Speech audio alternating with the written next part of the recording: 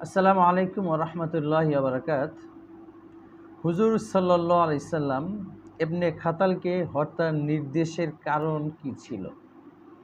আমরা জানি আল্লাহ রাসূল সাল্লাল্লাহু আলাইহি সাল্লাম যখন ফাতে মক্কা করলেন, তখন ইবনে খাতালকে নির্দেশ দিয়েছিলেন সে যেন কোনোভাবেই পালাতে না পারে এবং তাকে হত্যা যেন করাই হয়। এর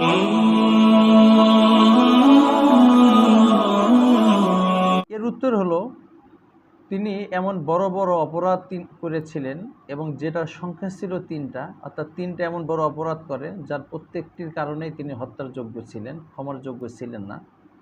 সেই কারণে আল্লাহ রসুল তাকে হত্যা করার নির্দেশ দিয়েছিলেন। নাম্বার ১, তিনি আল্লাহ রসুলের একজন দাসকে হত্যা করে ফেলেছিলেন। নাম্বার ২, সে মুসলমানদের কাছ থেকে জাকাতের টাকা উসুল করে ওইটা নিয়ে ভেগে চলে গিয়েছিলেন। নাম্বার ৩, তিনি তার ২ বাদীকে দিয়ে সবসময় আল্লাহ রসুল এবং ইসলামের বিপক্ষে কাজ করাতেন, প্রচার প্রচারণা চালাতেন। এই কারণে তাকে হত্যা করার নির্দেশ দিয়েছিলেন।